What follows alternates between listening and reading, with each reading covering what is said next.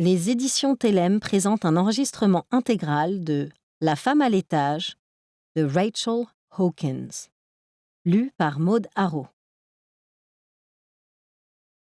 À maman, qui, Dieu merci, ne ressemble en rien aux mères de ce roman. Il y a toujours deux morts, la vraie et celle que connaissent les autres. Jean Rhys, la prisonnière des Sargasses. Partie 1. Jane. Chapitre 1er. Février. C'est le jour le plus pourri qui soit pour une balade. Vu qu'il a plu des cordes toute la matinée, le trajet en voiture de Center Point jusqu'à Mountain Brook a été un cauchemar absolu. Et j'ai trempé le bas de mon jean en sortant de ma bagnole dans l'allée des Reed. Sans parler de mes baskets qui couinent sur le sol en marbre du vestibule. Pourtant, Madame Reed tient la laisse de son chien, Bear, et sa grimace compatissante signifie sans doute qu'elle culpabilise de m'envoyer dehors par ce temps. Car c'est ce qui lui importe, que je sache à quel point elle se sent coupable. N'empêche, elle attend de moi que je fasse ce pourquoi je suis payée.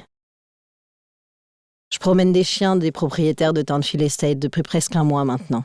Et, s'il est bien une chose que j'ai apprise, c'est que ce qui compte le plus ici, ce sont les apparences. Madame Reed paraît compatissante. Elle semble profondément navrée que je doive sortir promener Bear, son colis, par un lundi orageux de la mi-février. Elle a même l'air de se soucier de moi en tant que personne. Sauf que ce n'est pas le cas en réalité. Mais je m'en tape. C'est pas comme si j'en avais quoi que ce soit à foutre d'elle. Alors je souris, je tire sur le bas de mon imperméable kaki. J'ai tout prévu, lui dis-je, en prenant la laisse de Bear. Nous nous tenons dans le hall d'entrée de chez les Reed. Sur ma gauche, un énorme miroir encadré nous renvoie notre reflet. Madame Reed, moi et Bear qui se précipitent déjà vers la porte. Il y a aussi une table en bois patinée sur laquelle sont disposés un pot pourri, ainsi qu'une paire de créoles en diamant, jetée là nonchalamment quand Madame Reed est rentrée hier soir de je ne sais quel gala de charité. Les galas de charité, c'est un truc important dans le quartier. J'ai remarqué ça, même si je n'arrive jamais à deviner pour quelle cause ils récoltent des dons en fait. Les invitations que je vois au bout des tables ou aimantées aux portes des réfrigérateurs sous un magnète sont toutes rédigées dans un style pompeux. Les enfants, les femmes battues, les sans-abri, les défavorisés. Autant d'euphémismes qui désignent une seule et même chose. Les pauvres.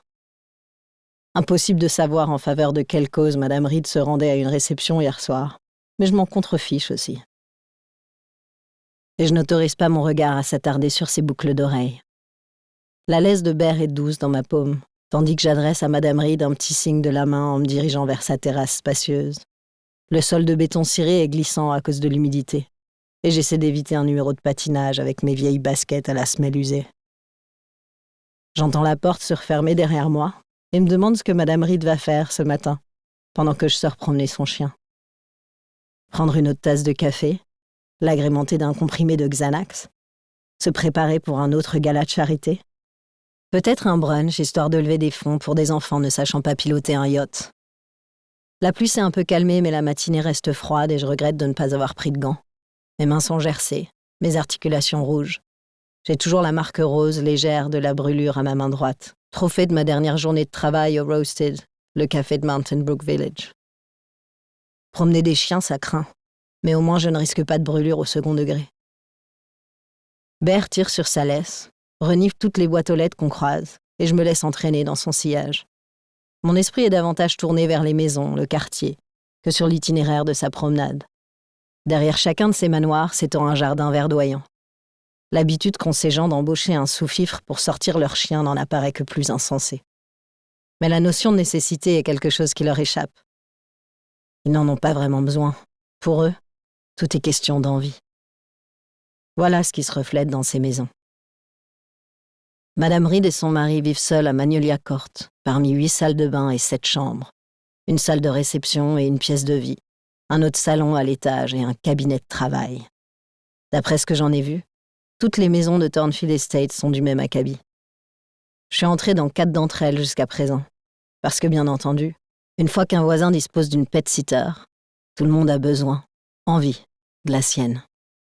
J'ai commencé à travailler pour les Reed, dont je sors Bear, et la famille McLaren de Primrose Lane a fait appel à mes services. J'emmène donc en promenade leur dalmatien, Mary Beth. Et puis il y a aussi les Clark d'Oakwood, avec leur shih tzu major et colonel. Trip Ingram de Mapleway vient de m'embaucher pour promener Harper, le labrador de feu son épouse. L'un dans l'autre, c'est rentable. C'est surtout mieux que de travailler au Roasted. Ici, au moins les gens me regardent dans les yeux. Parce qu'ils ont la conviction de ne pas être des connards du moment qu'ils appellent l'employé par son prénom. Jane fait partie de la famille, affirme sans doute Madame Reed aux autres dames de son country club, et elles acquiescent toutes en minaudant, avant d'écluser un autre Bloody Mary. Mes baskets crissent sur le trottoir, et je songe à la cuisine de mon appartement, où la tache d'humidité a dû réapparaître, à cet endroit où le gris défraîchi du plafond est plus sombre que le reste. Le loyer n'est pas cher, et mon logement ne se situe pas dans le pire quartier de la ville, mais il me donne parfois l'impression de vivre dans une petite boîte en béton. Et malgré tous mes efforts pour décorer cette boîte bétonnée de posters, de Target ou de jolis plaids que j'achète dans des boutiques de seconde main, le gris continue de l'emporter. Il n'y a pas de gris défraîchi à Thornfield Estates. Ici, l'herbe est verte en toute saison, et chaque maison a ses pots de fleurs ou ses jardinières aux fenêtres, ainsi que d'énormes parterres de fleurs colorées. Les volets sont jaunes vifs, bleu marine, rouge profond, vert émeraude.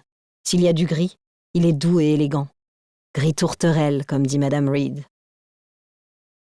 Les villas du quartier bourdonnent d'activité. Les toiletteurs, les nettoyeurs de moquettes, les techniciens de surface vont et viennent dans les allées, même par une journée pluvieuse comme aujourd'hui. Bert s'arrête pour faire pipi contre le trottoir. De ma main libre, je repousse la capuche sur ma tête, ce qui me vaut des ruisselets d'eau de pluie froide dans le cou. Ma veste imperméable est vieille, et la couture du côté gauche est déchirée. Mais je n'arrive pas à me convaincre d'en acheter une neuve. C'est une dépense qui me paraît superflue. Je me demande parfois si quelqu'un ici se rendrait compte de la disparition d'un vieil impair. Trop risqué. Ce qui ne m'empêche pas de passer 2 bonnes minutes à m'imaginer déambulant dans ce quartier, vêtu d'un élégant manteau qui ne s'imbiberait pas de la pluie d'hiver. Quelque chose dans le genre de la veste Burberry que Madame Clark a suspendue près de la porte la semaine dernière. N'y pense même pas. Alors, à la place, je pense aux boucles d'oreilles en diamant chez Madame Reed. Si les 2 disparaissaient, bon, ok, ce serait louche. Mais une seule. L'une d'elles pourrait tomber de la table, enfoncée dans la moquette du country club, perdue au fond d'une poche. Bert s'arrête pour renifler une énième boîte aux lettres, mais je tire sur sa laisse afin de l'entraîner vers ma maison préférée. Elle se trouve au bout d'une impasse, bâtie plus en retrait de la route que les autres, et c'est l'une des rares à être, apparemment, dépourvue de l'invraisemblable balai de prestataires de service. La cour est tout aussi verte que toutes les autres pelouses du voisinage, mais plus hirsute, et les jolis bosquets mauves qui fleurissent sur le devant ont grimpé trop haut, au point de masquer les fenêtres du rez-de-chaussée. C'est la plus grande demeure du quartier, la plus haute, avec 2 ailes massives de part et d'autre, 2 chênes majestueux sur la pelouse de devant. Manifestement, elle est plus vieille que les autres, sans doute la première qui ait été construite ici. En raison de l'uniformité de Thornfield Estates, toutes les maisons finissent par se confondre au bout d'un moment. J'aime bien ça, un beau flou. C'est toujours mieux que la déprimante monotonie de mon quartier. Mais il y a quelque chose dans cette maison, toute seule au bout de son impasse, qui m'attire là-bas. Je descends du trottoir et m'avance, histoire de la voir de plus près. Cette partie du voisinage est toujours si calme qu'il ne me vient pas à l'esprit que rester planté au milieu de la chaussée n'est peut-être pas ce qu'il y a de plus sûr. J'entends la voiture avant de la voir et, pourtant, je ne bouge pas. Plus tard, je repenserai à cet instant en me demandant si, d'une manière ou d'une autre, je ne savais pas pertinemment ce qui allait se passer. Si tout dans ma vie n'avait servi qu'à me mener à cet endroit précis, à cette maison précise, à lui. Chapitre 2. Presque toutes les voitures de Thornfield Estates sont identiques, une marque ou une autre de 4x4 de luxe.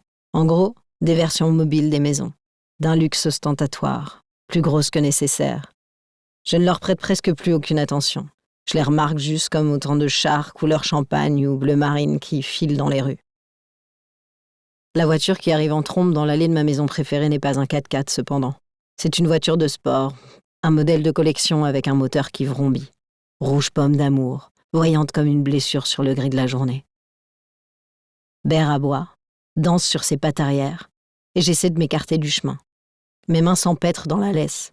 La voiture fonce droit sur nous. L'asphalte est luisant de pluie. C'est peut-être ce qui me sauve, car alors que je recule, mon pied glisse et je tombe, atterrissant avec assez de violence pour que mes dents s'entrechoquent. Ma capuche me retombe sur le visage, si bien que je ne vois plus rien que du vinyle vert kaki. En revanche, j'entends le crissement des freins, puis le craquement sourd du métal. Bear aboie de plus belle, il se débat. Le cuir de sa laisse me mord le poignet. Je grimace. « Nom de Dieu !» lâche une voix d'homme. Et je parviens enfin à me débarrasser de ma capuche. La partie inférieure de ce magnifique bolide est désormais fichée dans l'un des réverbères prétentieux qui bordent la route. Il ne roulait pas vite, mais la voiture est tellement légère que la carrosserie est froissée comme du papier. J'ai la bouche sèche et mon cœur bat frénétiquement dans ma poitrine. Merde, merde, merde. Une voiture de ce modèle vaut plus que ce que gagnent la plupart des gens en une année entière. Il me faudrait travailler une éternité au café pour disposer ne serait-ce que de la compte. Et me voilà dans la panade. Tout ça parce que je reluquais la maison de ce type, planté au milieu de la rue. La portière côté conducteur est ouverte, et je me résous enfin à regarder l'homme qui s'y tient accoudé. Il ne ressemble pas aux autres hommes que j'ai vus à Thornfield Estates. Ces types-là portent des polos et des pantalons de toile. Et même ceux qui sont jeunes et en forme affichent une sorte d'embonpoint. Le menton un peu flasque ou le ventre légèrement tombant par-dessus leur ceinture de cuir de luxe. Il n'y a rien de flasque ou de tombant chez cet homme-là. Il porte un jean et des chaussures censées donner l'impression qu'elles ont beaucoup été portées. Mais je sais qu'elles valent une fortune. D'ailleurs, tout ce que porte cet homme semble valoir de l'or, même sa chemise blanche froissée. « Ça va ?» me demande-t-il en s'avançant vers moi. Il a beau pleuvoir, il porte des lunettes d'aviateur où je distingue mon reflet. L'ovale pâle de mon visage dans le vert sombre de ma capuche. Quand il retire ses lunettes, qu'il les passe dans le col de sa chemise, je découvre des yeux très bleus. Un trio de rides apparaît au sommet de l'arête de son nez quand il pose son regard sur moi. Il y a longtemps qu'on ne m'a pas regardé avec l'air de s'inquiéter pour ma personne, et ça me paraît presque plus séduisant que les belles fringues, la belle voiture et l'ossature parfaite. Je hoche la tête en me relevant, tout en tirant vivement sur la laisse de Bear pour qu'il se rapproche de moi. « Ça va, réponds-je. Je n'avais rien à faire au milieu de la route. » Un coin de sa bouche se retrousse, révélant une charmante fossette dans sa joue. Je n'avais pas à débouler de cette allée en 3e vitesse. Sur ce, il se penche et gratouille brièvement Bear entre les oreilles. Le chien remue la queue, langue pendante. « Je suppose que vous êtes la nouvelle promeneuse de chiens qui fait sensation dans le quartier ?» reprend l'homme. Je m'éclaircis la voix. J'ai chaud tout à coup. « Ouais, c'est moi, » réponds-je. Il continue de me regarder, comme s'il attendait plus d'informations à mon sujet. « Jane. Je m'appelle Jane. »« Jane ?» répète-t-il. « On ne voit plus beaucoup de Jane ces temps-ci. » Je ne lui dis pas que c'est même pas mon vrai prénom, mais celui d'une fille morte que je connaissais dans une autre vie. Mon vrai prénom est tout aussi nul, mais sans doute plus répandu que Jane. « Eddie », me dit-il à son tour. Il me tend la main et je la serre, douloureusement consciente de la moiteur de ma paume et des gravillons sales de la route encore incrustés dans la chair au-dessous de mon pouce. Je n'ai pas beaucoup rencontré d'Eddie non plus ces derniers temps, commentai-je. Et il rit. Un son profond et chaud qui fait naître des picotements à la base de mon échine. C'est peut-être pour cette raison que, lorsqu'il me demande si je veux entrer prendre un café, je réponds « oui », sans la moindre hésitation. Chapitre 3. Vue de près, la demeure est encore plus impressionnante que depuis la rue. La porte d'entrée, surmontée d'une arche, s'élève au-dessus de nous. C'est un trait commun à toutes ces maisons, leurs portes massives. Chez les Reed, celle de la salle de bain fait au moins 2,50 m de haut. Cela accentue l'aspect grandiose de toutes les pièces, jusqu'à la plus petite. Eddie nous fait entrer, Bear et moi. Le chien s'ébroue aussitôt, en voyant des gouttelettes partout sur le sol de marbre. « Bear !» le grondai-je aussitôt en tirant sur son collier. Mais Eddie se contente de hausser les épaules. « Le sol séchera plus vite que toi, pas vrai, mon grand ?» Et, après avoir gentiment flatté le chien, il me fait signe de le suivre dans le couloir. Il y a une lourde table juste à droite, encore du marbre, encore du fer forgé, sur laquelle trône une composition florale sophistiquée, et quand je passe devant, j'effleure du doigt la fleur la plus proche. Elle est froide et soyeuse, légèrement humide sous ma peau. Ce sont donc de vraies fleurs. Je me demande si lui ou sa femme, soyons pragmatiques, se font livrer des bouquets tous les jours. Le couloir débouche sur un vaste salon haut de plafond. Je m'attendais à une pièce ressemblant à son équivalent chez les Reed. Là encore, une mer de couleurs neutres, mais le mobilier, coloré, a l'air confortable. 2 canapés dans les tons RL foncés, plus 2 fauteuils à oreilles imprimées vifs et des assortis, qui pourtant s'accordent parfaitement. Je repère quelques tapis, eux aussi de couleurs vives, sur le plancher en bois clair. 2 hautes lampes inondent la pièce d'une lumière dorée, et la cheminée est encadrée par des étagères chargées de livres. « Vous avez de quoi lire ?» commentai-je. Eddie s'immobilise et se tourne vers moi, les mains dans les poches et les sourcils haussés. Du menton, je désigne les étagères chargées de volumes reliés. C'est juste, dans beaucoup de maisons, il y a bien des bibliothèques, mais en général, je n'y vois pas de livres. Les Reed y exposent quelques photos encadrées, des vases bizarres et leurs étagères encastrées sont presque vides. Les Clark préfèrent les assiettes en porcelaine posées sur de petits présentoirs, ou quelques bols en argent ici et là. Eddie continue de m'observer sans que je sois en mesure de déchiffrer son expression. « Vous êtes observatrice ?» Ne sachant pas trop si c'est censé être un compliment ou pas, je me prends soudain à regretter d'avoir ouvert la bouche. Je reporte mon attention sur la baie vitrée qui donne sur le jardin derrière la maison. Comme le jardinet de devant, il est un peu moins bien entretenu que ceux du voisinage. L'herbe y est plus haute, les bosquets pas aussi uniformes. Pourtant, il est aussi plus joli que ceux où la pelouse est impeccablement tondue. Cette propriété se termine sur 2 grands arbres qui s'étirent vers le ciel gris. Eddie suit mon regard. « Nous avons acheté le terrain derrière ce lopin de terre pour être sûr de n'avoir jamais une autre maison sous les yeux, précise-t-il. Il a toujours ses clés de voiture à la main, et elle teinte entre ses doigts. Ce tic nerveux paraît ne pas correspondre au reste de sa personne. Et moi, je pense à ce qu'il vient de dire. Nous. C'est idiot d'être déçu. Bien sûr qu'un homme comme lui est marié. Il n'y a pas de célibataire à Thornfield Estates à l'exception de Trip Ingram, qui est veuf. Les hommes célibataires ne vivent pas dans des endroits comme celui-ci. « C'est joli, » répond-je à Eddie. « À l'abri des regards. » Un repère de solitaire, pensais-je aussi, mais ça, je me garde bien de le dire. Il se racle la gorge et se détourne des fenêtres pour se diriger vers la cuisine.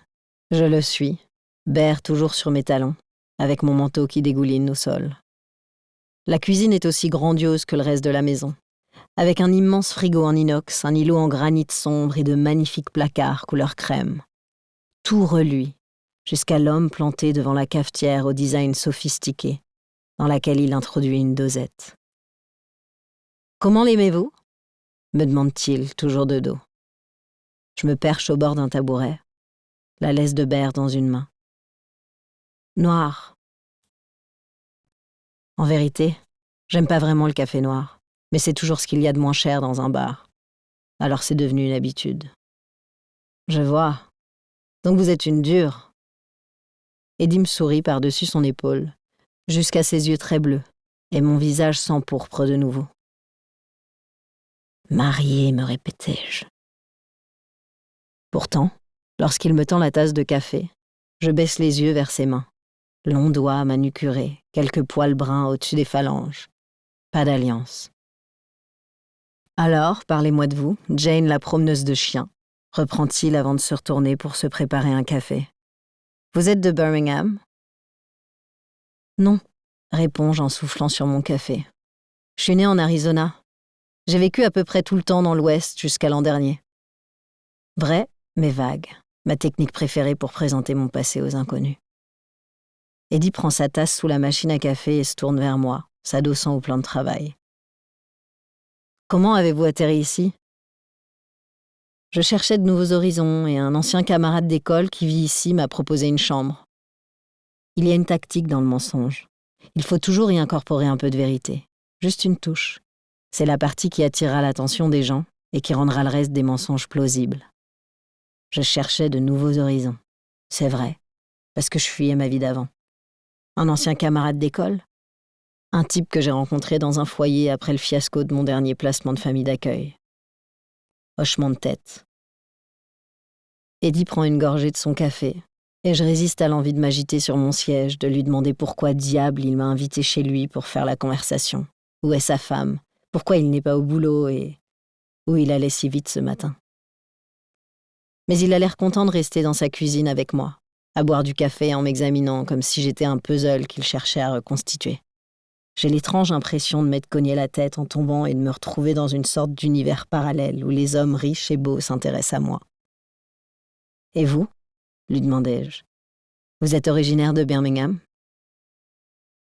Ma femme l'était. L'était. Je ne peux m'empêcher de remarquer l'emploi du passé.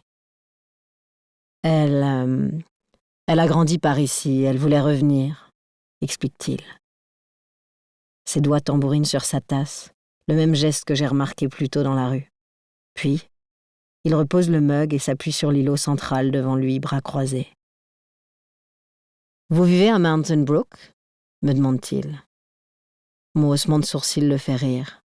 « Vous me trouvez flippant? Un peu trop 3e degré ?» Ça devrait peut-être. Au lieu de quoi, c'est agréable que quelqu'un s'intéresse à moi. Pas avec ce simulacre de sollicitude que manifeste Madame Reed à mon égard. Non.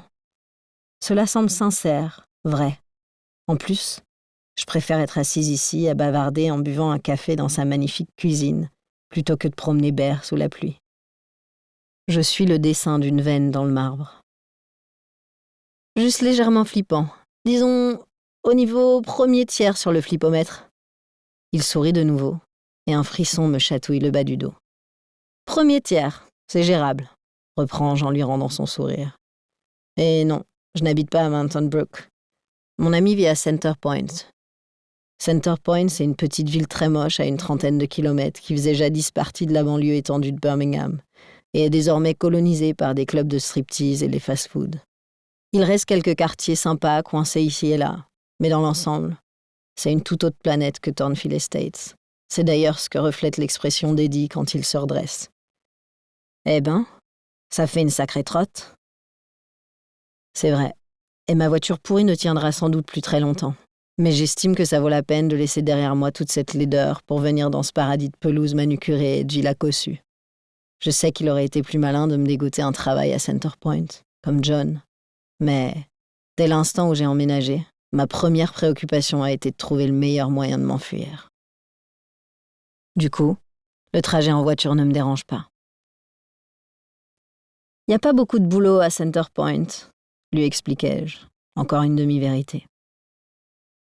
Il y en a bien quelques-uns, caissière au Dollar Général, caissière à Winn-Dixie, femme de ménage à Fit Not Fat, l'ancien vidéoclub reconverti en salle de sport, mais aucun qui m'intéresse. Aucun qui me rapproche de la personne que j'aspire à devenir. Et mon ami connaissait quelqu'un qui travaillait à Roasted, au village. C'est comme ça que j'ai rencontré Madame Reed. Enfin, disons que j'ai d'abord rencontré Bear. En entendant son nom, le chien agite la queue qui heurte la base de mon tabouret, me rappelant que je ferais mieux de m'en aller. Mais Eddie a toujours les yeux braqués sur moi, et je n'arrive pas à m'arrêter de parler, on dirait. Il était attaché dehors et je lui ai apporté de l'eau. Apparemment, j'ai été la première personne sur qui il n'a pas grogné depuis que Madame Reed l'avait. Du coup, elle m'a demandé si j'avais déjà promené des chiens. Alors maintenant, vous voilà. Terminé dit.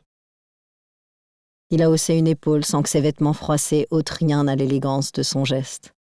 Ses lèvres hésitent entre un sourire et un air moqueur. Je trouve ça irrésistible. « Me voilà », confirmai-je. Pendant un instant, il soutient mon regard. Ses yeux sont très bleus, mais ils sont cerclés de rouge et sa barbe naissante est sombre sur sa peau pâle. La maison est bien entretenue et propre. Pourtant, il y a quelque chose dans la sensation de vide qui l'habite et qui hante les yeux d'Eddie, qui me fait penser à Trip Ingram. Je déteste promener son chien parce que je dois alors entrer dans sa maison qui sent le renfermer, une maison qui macère dans son jus depuis que sa femme est morte. Et puis, je me rappelle que l'épouse de Trip n'est pas morte seule, que sa meilleure amie et elle ont été tuées dans un accident de bateau, il y a tout juste 6 mois. Je n'ai pas retenu le nom de l'ami en question, parce que, pour être honnête, je me suis jamais intéressée au ragot. Mais à présent, je le regrette. Était. Il a dit était. Et moi, je vous mets en retard dans votre travail en vous roulant dessus, avant de vous obliger à faire la conversation avec moi, reprend Eddie. Je lui souris en faisant tourner mon mug entre mes mains. J'aime bien faire la conversation. Je me serais volontiers passé de l'expérience de mort imminente, en revanche, c'est sûr. Il s'exclave, et, tout à coup, j'ai envie de n'avoir nulle part où aller, de pouvoir rester ici à discuter avec lui toute la journée. Une autre tasse, propose-t-il. Même si ma tasse est encore à moitié pleine, je la repose. Non, vaut mieux que j'y aille, que Bert finisse sa promenade. Eddie pose sa propre tasse dans le petit évier près de la machine à café. Toutes ces maisons en ont un comme ça, parce qu'il ne manquerait plus que les riches et à se déplacer d'1 mètre pour aller jusqu'à l'évier principal, sans doute. « Combien de chiens est-ce que vous promenez dans le quartier ?» me demande-t-il alors que je glisse au bas du tabouret. La laisse de Bert à la main. 4, en ce moment. Enfin, 5, puisque les Clark en ont 2. Donc 5 chiens pour 4 familles. Vous pourriez en caser un 6e. Je m'immobilise au moment où Bert se lève et s'étire. Vous avez un chien ? Il me sourit encore, un vrai sourire cette fois. Et mon cœur effectue un joli saut périlleux dans ma poitrine. Je vais en adopter un. Chapitre 4. Depuis quand Eddie Rochester a-t-il un chien ? Madame Clark, Emily, car je suis censée l'appeler par son prénom, figurez-vous, me sourit. Elle sourit toujours, sans doute pour exhiber ses plaquages parfaits qui ont dû lui coûter une fortune. Emily est aussi mince que Madame Reed et tout aussi riche.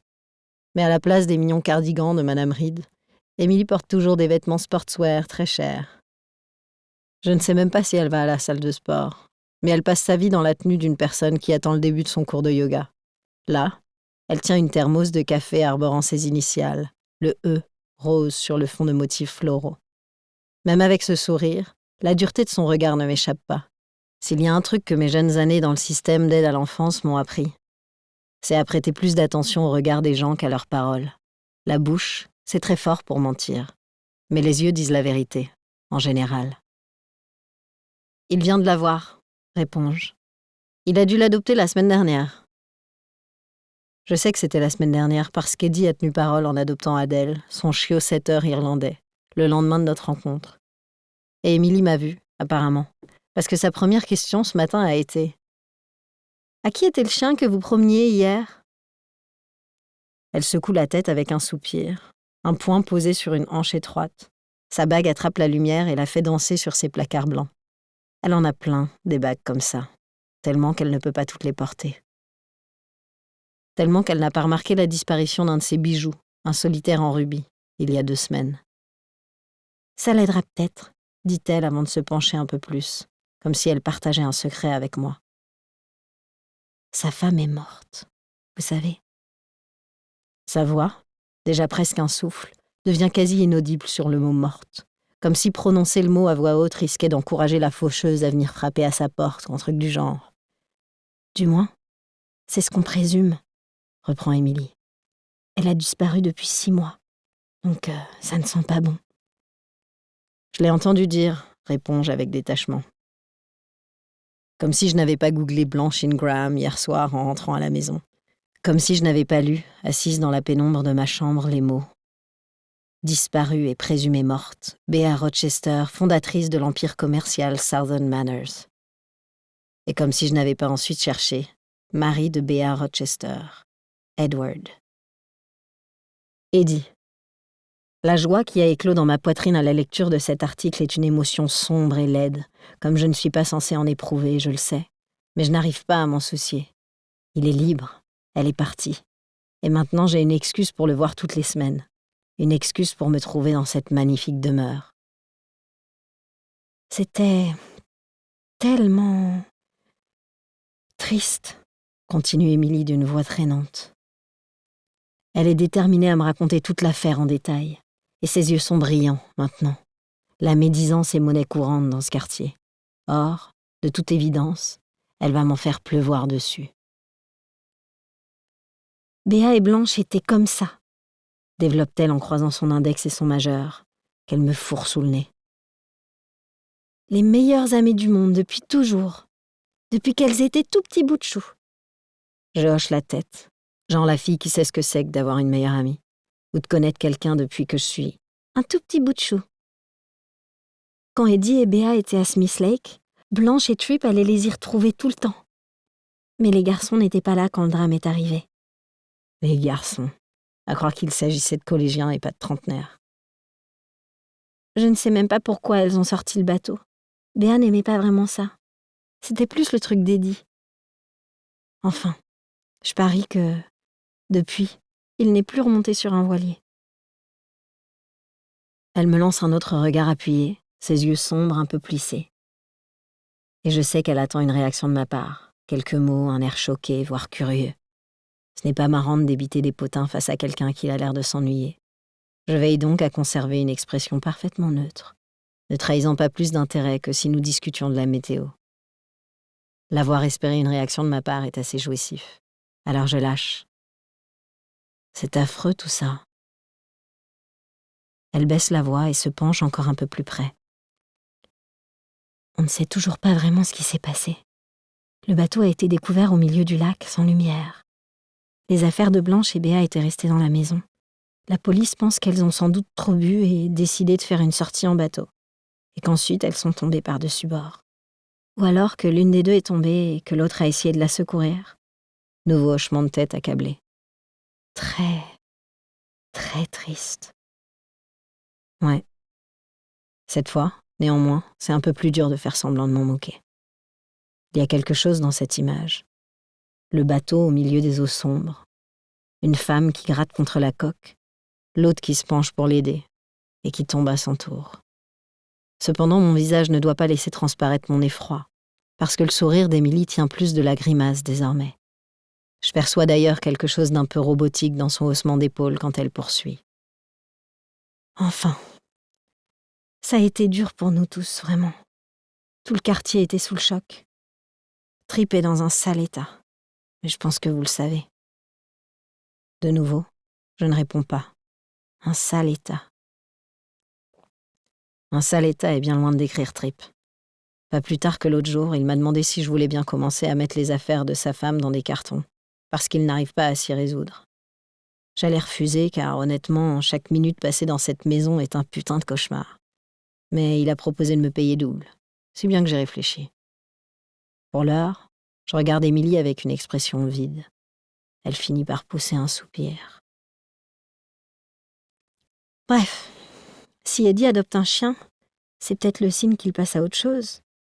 Il n'a pas eu l'air aussi anéanti que Trip, mais bon, c'est vrai que lui ne dépendait pas de Béa comme Trip de Blanche. Je vous jure, ce gars-là ne pouvait pas aller aux toilettes sans demander son avis à sa femme. Eddie ne se comportait pas de cette façon avec Béa, mais mon Dieu, il était brisé. Ses cheveux bruns qui effleurent les omoplates quand elle se tourne vers moi. Il était fou d'elle. Nous l'étions tous. Je ravale la montée acide dans ma gorge en repensant à l'unique photo que j'ai pu afficher de Béa Rochester sur mon ordinateur portable. Elle était d'une beauté renversante, mais Eddie est bel homme, plus que la plupart des maris du voisinage. Sans surprise, ils formaient donc un couple assorti. Je ne doute pas que sa peine ait été immense, dis-je. Et Émilie nous congédie enfin, les chiens et moi, d'un geste de la main. Je serai sans doute partie quand vous reviendrez, donc mettez-les dans la cage au garage. J'emmène Major et Colonel pour leur promenade et naturellement le 4x4 d'Émilie a disparu quand nous revenons. Leurs petits corps pelucheux tremblent d'excitation tandis que je les installe dans la cage. Major et Colonel sont les plus petits de tous les chiens que je promène et ceux qui semblent les plus réticents à l'exercice. Je comprends ce que vous ressentez, les gars, leur dis-je en refermant le loquet. Major s'enfonce dans un coussin qui coûte plus que ce que je gagne en 2 semaines, raison pour laquelle je n'ai aucun scrupule à prendre le médaillon en argent massif accroché à son collier pour le glisser dans ma poche. Chapitre 5. T'as du retard sur ta moitié de loyer. Je lève les yeux depuis ma place sur le canapé. Ça ne fait que 10 minutes que je suis rentrée et j'avais espéré éviter John cet après-midi. Il est assistant administratif dans une église du quartier, en plus de travailler au Youth Music Ministry. Ne me demandez pas ce que c'est supposé vouloir dire. Je n'ai jamais été très grenouille de bénitier. Et il bosse à des heures impossibles. Donc ce soit la première fois que je le trouve à la cuisine quand je rentre, la hanche appuyée au plan de travail, un de mes yaourts à la main. J'ai beau mettre mon nom dessus ou essayer de la cacher dans notre cuisine en dépit de son exiguïté. Il n'arrête pas de manger ma nourriture. On dirait que rien ne m'appartient dans cet appartement. Sous prétexte que c'était le sien au départ et que ma présence y est seulement tolérée. Il ouvre la porte de ma chambre sans frapper, utilise mon shampoing, se sert de mes provisions. Il emprunte mon ordinateur portable. Il est petit et maigrichon, genre gringalet. Pourtant, parfois, j'ai l'impression qu'il aspire tout l'espace de notre 65 mètres carrés. Autre raison pour laquelle j'ai envie de partir. Vivre avec John, c'était supposé être temporaire, en attendant mieux. Retourner auprès de quelqu'un qui connaît mon passé était risqué. Mais ça me permettait de me poser 1 mois, peut-être 6 semaines, le temps de me retourner. Sauf que ces 6 semaines se sont transformées en 6 mois, et que je suis toujours là. Je retire mes pieds de la table basse, me lève, farfouille dans ma poche en quête de la liasse de billets de vin que j'y ai fourré à l'issue de mon passage au prêteur sur gage, cet après-midi. Je ne me débarrasse pas systématiquement des trucs que je prends. L'argent n'a jamais été un but en soi, après tout. C'est la possession qui m'a toujours plu. Ça, et le fait de savoir qu'ils ne se rendront jamais compte de ce qui leur manque. C'est larcin me donne l'impression d'avoir gagné quelque chose. Seulement voilà, promener des chiens ne suffit pas encore à couvrir tous mes frais. Alors, aujourd'hui, j'ai pris la boucle d'oreille en diamant de Madame Reed dans la pile de trésors sur ma commode. Et, même si la somme que j'en ai tirée est loin de sa valeur réelle, ça suffit à payer ma part du loyer de ce clapier merdique. Je fourre les billets dans la paume libre de John en feignant de ne pas remarquer la façon dont ses doigts tentent de frôler les miens, quémandant quelques secondes de contact supplémentaires. Je suis un truc de plus dans son appartement qu'il consommerait, s'il le pouvait, même si nous faisons tous les deux mine de ne pas le savoir. « Comment ça se passe, ton business de promenade de chien ?» me demande-t-il tandis que je regagne notre canapé tristounet. Il a un peu de yaourt collé à la commissure des lèvres. Ce que je ne prends pas la peine de lui signaler. La croûte blanche va d'ailleurs probablement rester là des jours, faisant flipper une fille au centre baptiste pour les étudiants où il fait du bénévolat plusieurs fois par semaine. Je ressens déjà une forme de solidarité à l'égard de cette inconnue, sœur d'infortune subissant le vague dégoût inspiré par John Rivers. C'est peut-être cette idée qui me fait sourire alors que je me rassieds, tirant la vieille couverture de sous moi. Super, en fait. J'ai même quelques nouveaux clients. Du coup, je suis pas mal occupée. La cuillère de John gratte contre le plastique du pot de yaourt, mon yaourt, tandis qu'il me regarde, une mèche de ses cheveux bruns lui tombant mollement devant un œil. « Des clients ?» ricane-t-il. On croirait une prostituée dit comme ça. Il n'y a que John pour essayer de faire honte à une fille avec une activité aussi saine que la promenade de chien, mais je ne relève pas son commentaire. Si les choses continuent de bien se passer, je n'aurai bientôt plus à vivre ici avec lui. Je pourrais louer un appartement rien que pour moi, où je rangerais mes affaires à moi et mon putain de yaourt à moi, que je pourrais même me payer le luxe de manger moi-même. « Peut-être que je suis une prostituée ?» répliquai-je en prenant la télécommande sur la table basse. « C'est peut-être ça que je fais, en réalité, même si je te raconte que je promène des chiens. » Je me tords sur le canapé afin de le regarder. Il est toujours planté près du réfrigérateur, mais sa tête est encore plus inclinée à présent, et ses yeux méfiants posés sur moi. Ce qui me donne envie d'en rajouter une couche. Et je ne m'en prive pas. « Si ça se trouve, John, c'est ma rémunération pour des pipes que t'as dans la poche. Qu'en penseraient les baptistes ?» Mes mots le font scier. Il porte une main à sa poche, soit pour toucher l'argent, soit pour camoufler la trique qui lui est probablement venue en m'entendant prononcer le mot « pipe ». Eddie n'aurait pas bronché, lui, si je lui avais fait la blague. Eddie rirait. Ses yeux feraient ce truc-là, quand ils deviennent plus brillants, plus bleus, parce qu'il est sincèrement surpris. Comme quand tu as remarqué les livres.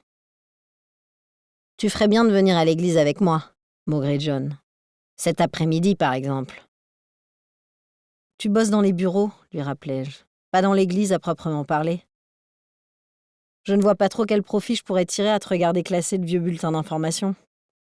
D'habitude, je ne suis pas aussi ouvertement hostile envers lui, sachant qu'il pourrait me flanquer dehors, puisqu'en théorie, cet appartement est le sien. Mais je n'arrive pas à m'en empêcher. Mon insolence vient de cette journée où je suis entrée dans la cuisine d'Eddie. J'ai connu assez de débuts pour savoir quand quelque chose est bien engagé. Et je sais, que mon temps dans ce trou merdique avec cet humain merdique est compté. « T'es une garce, Jane », marmonne-t-il renfrogné. Là-dessus, il jette le pot de yaourt vite et ramasse ses affaires, avant de prendre la porte sans un mot de plus. Une fois seul, j'ouvre les placards en quête d'un peu de nourriture sur laquelle il n'aurait pas fait main basse. Par chance, il me reste encore 2 Easy Mac, que je mets à réchauffer et verse dans un même bol, avant d'aller m'affaler sur le canapé avec mon ordinateur portable, où je rouvre ma recherche sur Bea Rochester. Je ne m'attarde pas sur les articles concernant sa mort. Les ragots, je les ai entendus. Et honnêtement, ça me paraît assez banal. 2 femmes qui se bourrent la gueule dans leur résidence secondaire pour Richard, qui montent sur leur bateau de Richard et succombent à une noyade de Richard. Triste, mais pas vraiment tragique. Non. Moi, je veux en savoir plus sur la vie de Bea Rochester. Qu'avait-elle de particulier pour séduire un homme tel qu'Eddie? Qui était-elle? À quoi pouvait ressembler leur relation? La première page que j'affiche, c'est le site de son entreprise. Southern Manners. Southern Manners, Southern Manners. Rien de tel pour faire fortune qu'un mauvais jeu de mots, grognai-je en embrochant une autre fourchetée de macaroni. Il y a une lettre sur la page d'accueil du site, et mon regard la parcourt aussitôt, pour déterminer si c'est Eddie qui l'a écrite. Non, elle est signée d'un autre nom, Suzanne, apparemment le bras droit de Bea. La missive est remplie des trucs convenus qu'on écrit quand la fondatrice d'une société meurt prématurément.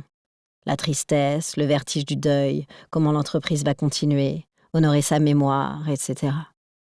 Je me demande quel genre de mémoire on peut honorer quand on vend des merdouilles mièvres à des prix délirants.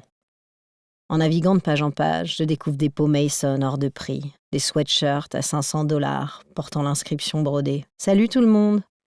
des pinces à salade en argent au poignet en forme d'abeille. Il y a là tellement d'imprimés Vichy qu'on pourrait croire que Dorothy Gale a explosé sur ce site internet.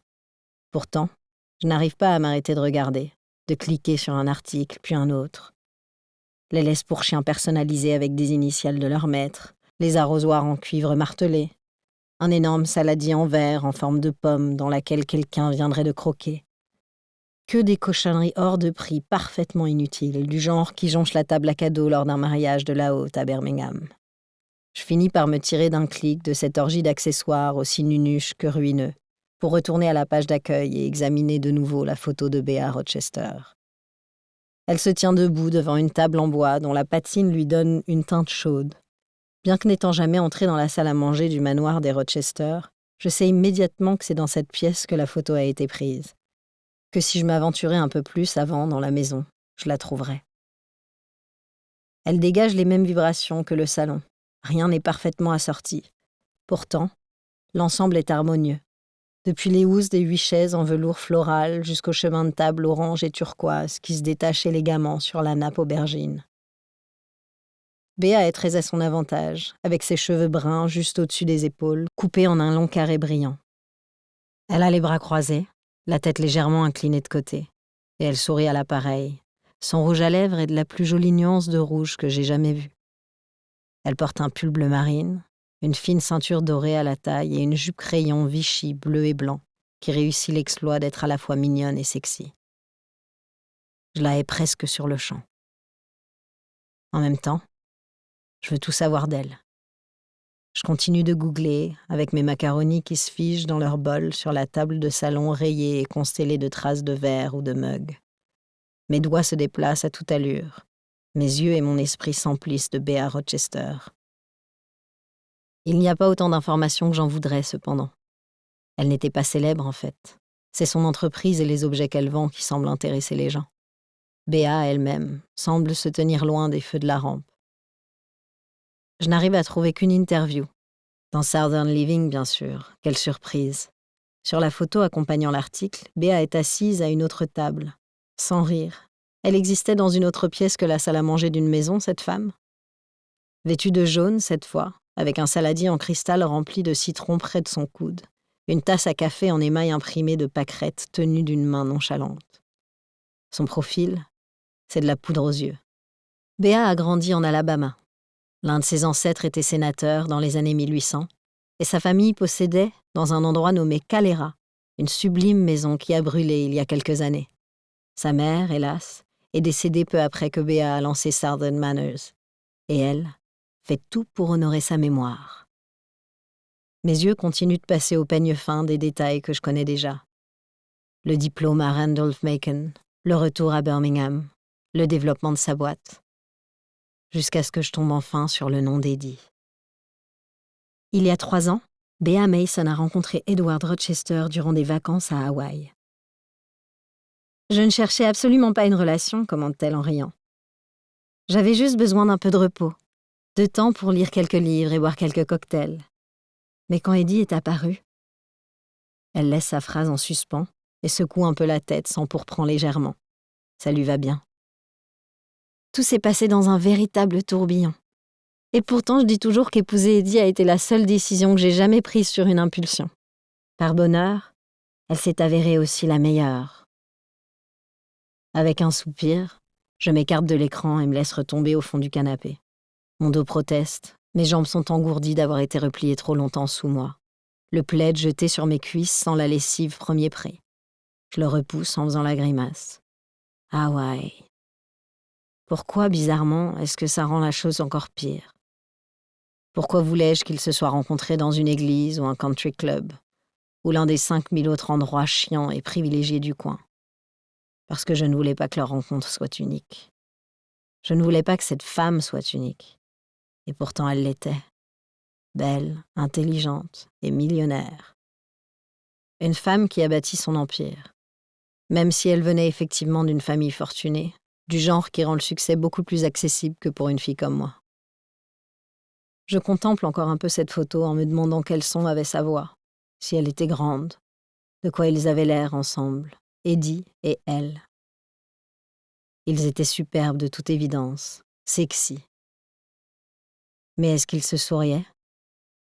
Est-ce qu'ils étaient volontiers tactiles, son bras à lui autour de sa taille à elle, sa main à elle sur son épaule à lui? Y avait-il de furtives caresses, des frôlements de mains sous les tables, des signes secrets que seuls connaissaient? Forcément, oui. Le mariage, c'est comme ça. Même si la plupart de ceux que j'ai vus ne m'ont pas donné l'impression d'en valoir la peine. Bref, Béa Rochester était parfaite, l'entrepreneuse parfaite, la femme parfaite, l'épouse parfaite, qui sans doute n'avait jamais entendu parler d'un Easy Mac ou vu l'intérieur d'un monde piété. Ouais, sauf que moi, j'ai un avantage sur elle. Je suis encore en vie. Chapitre 6. Eddie n'est pas là quand je viens chercher Adèle le lendemain matin. Sa voiture n'est pas au garage. Je me convainc que je ne suis pas déçue en récupérant le chiot dans le jardin pour l'emmener faire sa promenade. Thornfield Estate, c'est juste un peu plus haut sur la colline que Mountain Brook Village, où je travaillais avant. Du coup, ce matin, c'est là-bas que j'amène Adèle. Elle trottine joyeusement sur ses petites pattes à côté de moi, alors que nous quittons le quartier. Je me raconte que c'est parce que j'en ai assez de voir les mêmes rues, mais, en vérité, c'est parce que je veux que les gens nous voient. Que ceux qui ignorent que je suis la pet-sitter du quartier me croisent avec la chienne d'Eddie, ce qui signifiera, dans leur esprit, que j'ai un lien avec lui. Cette pensée me fait marcher la tête plus haute encore, quand je passe devant Roasted. Puis, la petite boutique qui vend des objets que je reconnais désormais comme des imitations de Southern Manners. Je dépasse 3 magasins avec des sacs en toile de couleurs vives en vitrine, et je pense aux centaines de sacs comme ceux-ci, qui croupissent au fond des dressings de Thornfield Estate. Quel effet ça ferait d'être le genre de femme qui dépense $250 pour un sac moche, juste parce qu'elle en a les moyens. À mes côtés, Adèle trottine toujours, accompagnée du cliquetis des griffes sur le trottoir. Et je suis sur le point de tourner au niveau de la librairie quand j'entends « Jane ?» C'est Madame McLaren, dont je promène le dalmatien Mary Beth tous les mercredis. Elle se tient devant moi, une tasse Roasted à la main. Comme Emily Clark, elle porte tout le temps d'élégantes tenues de yoga, mais elle est plus petite et plus rondelette qu'Emily ou que Madame Reed. Des cheveux d'à peu près 4 nuances différentes de blond bouclent autour de son visage. « Qu'est-ce que vous faites par ici ?» me demande-t-elle tout sourire. Pourtant, mon visage s'embrase, comme si j'avais été prise en faute. « Je change de décor », lui répondis-je avec un haussement d'épaule penaud. J'espérais qu'elle lâcherait l'affaire, au lieu de quoi elle s'approche et son regard tombe sur Adèle. « Mon chou, ce n'est probablement pas très sûr de promener les chiens loin du quartier. » Les mots sont roucoulés, enrobés de sucre, un reproche en barbe à papa, et je la déteste de les avoir prononcés. Comme si j'étais une enfant, ou pire, une domestique qui s'est aventurée hors de sa cour fermée. « On n'est pas loin de la maison, » réponds-je.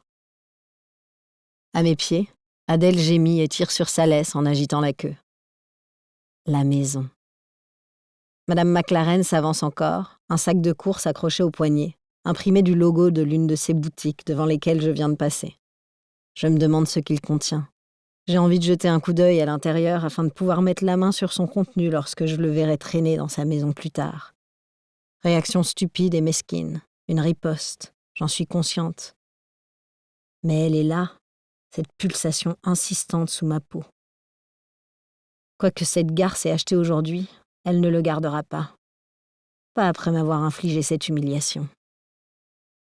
Ok, alors peut-être devriez-vous vous dépêcher d'y retourner alors. Elle a donné à sa phrase l'intonation montante d'une question. Et mon chou, s'il vous plaît, ne sortez jamais Marie-Besse du quartier, voulez-vous? Elle peut devenir très nerveuse et je détesterais la savoir dans ce... Elle agite la main, le sac toujours suspendu à son poignet. Bazar! J'ai dû croiser en tout et pour tout 3 voitures ce matin. Le seul bazar que je vois là, c'est Madame McLaren qui m'arrête comme si j'étais une criminelle pour avoir osé promener un chien en dehors du périmètre de Thornfield Estates. Mais je hoche la tête avec un sourire. Je ravale le venin qui m'emplit la bouche. Je suis experte en la matière. Et retourne vers la maison d'Eddie. Il y fait frais et calme quand j'entre. Je me penche pour détacher la laisse d'Adèle. Les griffes cliquettent sur le sol de marbre puis le plancher, quand elle se dirige vers la porte-fenêtre coulissante. Je la suis pour lui ouvrir et lui permettre de sortir dans le jardin.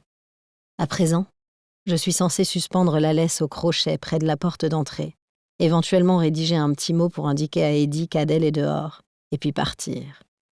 Retourner dans le clapier de Saint-Pierre Street, repenser à m'inscrire au GRE pour intégrer l'université, trier les divers trésors que j'ai chapardés ici et là sur des commodes, des rebords de lavabo ou des tables de chevet. Au lieu de quoi, je retourne au salon, à son canapé rose-rouge et ses fauteuils fleuris, à ses étagères couvertes de livres, et je regarde autour de moi. Pour une fois, je ne suis pas en quête d'un truc à voler. J'ignore ce que ça dit de moi, d'Eddie ou de ce que je ressens pour lui, mais le fait est que je n'ai pas envie de lui piquer quoi que ce soit. J'ai juste envie de le connaître, d'apprendre quelque chose de lui. Ou plutôt, si je suis honnête avec moi-même, je voudrais voir des photos de lui avec Béa. Il n'y en a aucune dans le salon, mais je distingue des emplacements au mur où des photos devaient être accrochées. Et le manteau de la cheminée est étrangement nu, ce qui me donne à penser qu'il était décoré jadis de plus qu'une paire de bougeoirs. Je m'engage dans le couloir avec mes baskets qui crissent et trouve encore du vide. L'étage. Le bois des marches est lisse sous mes pieds et, ici, il n'y a pas d'espace vide, que des œuvres d'art de bon goût. Sur le palier de repos, une table présente ce bol en verre que je reconnais de Southern Manners, celui en forme de pomme. Et je laisse glisser mes doigts dessus en passant, pour monter la 2e volée de marche, plus courte, qui conduit au 1er étage. Il fait sombre là-haut. Les lumières sont éteintes et le soleil matinal pas encore assez haut pour atteindre les fenêtres. Il y a des portes de part et d'autre du couloir, que je n'essaie pas d'ouvrir. Je me dirige vers une petite table en bois sous une fenêtre ronde à vitrail au bout du couloir. Sur la table, il n'y a qu'un objet, une photo dans un cadre argenté. À la fois exactement ce que je cherchais et ce que j'aurais voulu ne jamais voir. Je me suis demandé à quoi ressemblaient Béa et Eddie ensemble. Et ben maintenant, me voilà fixée. Nous espérons que vous avez apprécié cet aperçu. Pour continuer à écouter ce livre audio sur Google Play Livres, utilisez le lien dans la description de la vidéo.